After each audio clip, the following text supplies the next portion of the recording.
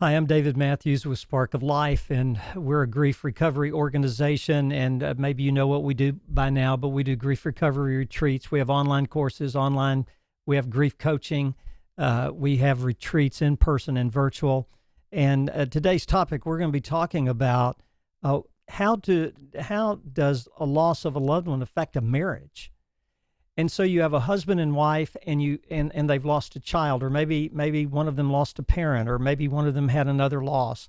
But how does loss affect a marriage, and can losses destroy a marriage? Let's say a husband and wife, they lose a child, well, it can destroy a marriage. It really can, and it can also strengthen a marriage. And I want to give you share just three vital points if you're in that category, or perhaps if you know somebody who's in this situation, and you can lead them to this video to let them watch. We have dealt with so many couples who have lost a child together, and they come to one of our retreats, or they come to one of our grief workshops, and they talk to us. And it's really sad because sometimes loss is piled upon loss. So a couple loses a child, and then maybe because of that loss, it leads to other problems in their marriage, and then they divorce, or one betrays them, or something like that happens. And so now you have losses piled upon other losses. What can you do to kind of avoid that? Well, I want to give you 3 points. Number one, all grief is unique to the individual, even if you lose the same person. When my brother and sister and I lost my mom, we called her Nana, as everybody else did. It was real interesting to see how the three of us responded to the loss of our mother, and we were all over the map with it. And the reason we were all different in our responses to the loss of our mom is because each of us had a different relationship with our mom. I mean, there's a lot of similar things. So a husband and wife lose the same child. And let's just take this situation. The man might cry a lot, or maybe the man doesn't cry at all, and the wife cries a lot. The man thinks that his wife is weak. Why doesn't she just stop crying? She's cried way too much. She can't stop crying. She just needs to buck up. The wife might think that her husband didn't care much about their son or their daughter that died because she's hardly ever seen him cry. And by the way, sometimes it's just the reverse of that, right? So what's the solution? The solution is give each other permission to grieve the way they need to grieve, right? Because everybody's relationship is different. So we had a husband and wife come to one of our retreats. They had lost a son in a motorcycle accident. It was so sad. He was in his 20s, a delightful couple. And on Thursday night at our retreats start on Thursday night, end on Sunday at noon. We've done 108 of those, and as of the recording of this video. And we were going over just some principles of grief on that first night after we ate together. And I just made the mention that if we have 3 or 4 married couples here at this retreat, and maybe you lost the same person, and you perhaps grieve differently. So don't try to make your spouse grieve the way that you grieve. And so the next morning, one of this couples that lost a child, he comes to me and he said, "David, my wife and I could leave this retreat right now. It'd be worth everything."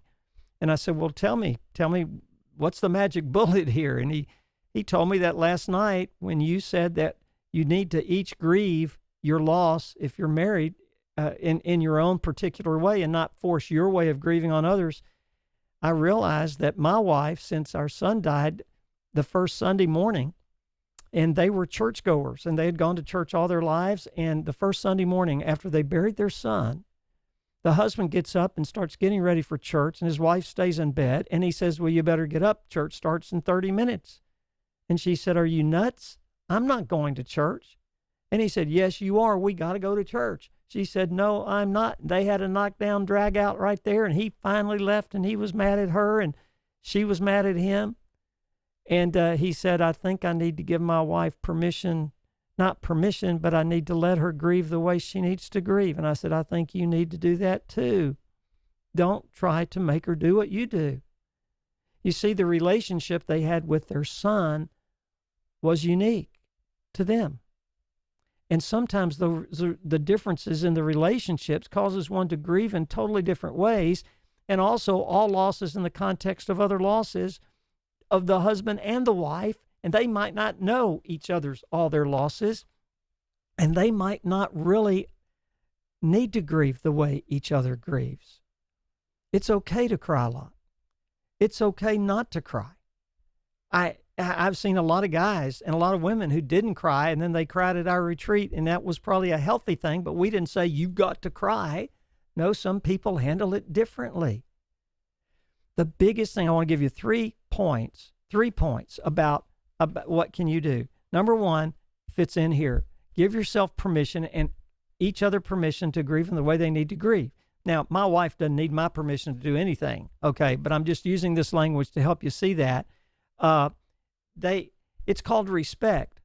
So if Debbie didn't want to go to church and I want to go to church, or let's say I didn't want to go to church after a loss we experienced and she wanted to go, I would let her go to church, right? Because I didn't have a right to stop her from going. She has to make that decision, and she needs to let me stay at home and not go to church. The only problem with that was I was the preacher. I had to be at church, and we wouldn't have a job if I stayed home for a year or 2 years or 3 years, right? But here's the point. Let each other grieve the way they need. Number 2, stop trying to fix your spouse. I've had husbands call me and say, my wife's doing terrible with her grief. We need to do something. We need to do something. I said, well, she's grieving in her own way, and I'll be happy to help if she wants help. But stop trying to fix her. Let her grieve. I know it's tough. I know it's hard, but don't try to fix your spouse. And that is good advice. Even if we haven't experienced devastating loss, it's really good advice never to give advice unless you're asked. I know you didn't ask me for my advice, but you kind of did when you clicked on this video, right? You asked me, you kind of asked my advice. So my advice is never give advice. Never give advice unless it's asked, unless somebody asks for it.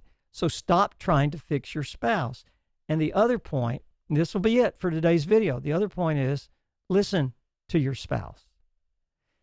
I learned this at the Grief Recovery Institute. It was so powerful when I learned. I think it was there when the speaker. I heard a speaker, and they said, "Listen, when somebody's in grief, listen as a heart with 2 ears, a nose, a mouth. I mean, no mouth. Boy, I screwed that up. Listen as a heart with 2 ears, 2 eyes, and a nose, but no mouth. In other words, when somebody is sharing, just be quiet and listen. You don't have to try to fix them. Everybody needs to grieve in their own way. I can make suggestions if my wife asks me. If I ask her, what do you think I need to do here about going to church, not going to church, about going to a therapist, about going to a grief retreat, anything like that, well, I could talk about that. But when they share, listen as a heart with 2 ears, 2 eyes, and a nose. You can hear them, you can look at them, you can smell them, but don't open your mouth. Just be there for them. One of the greatest pieces of advice I ever got when I used to visit people all the time in grief, I learned quite quickly that old Dave Mathews couldn't fix anybody when they lost a loved one, right?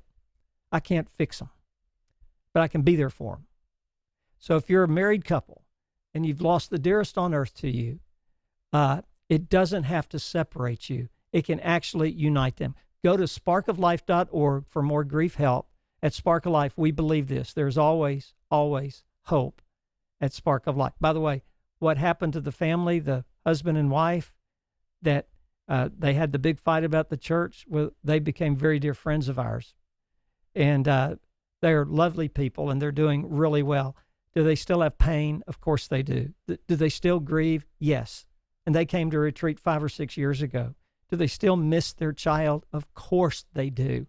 But they're grieving in a healthy way because now they have hope to live forward with their pain. At Spark of Life, there is always, always hope.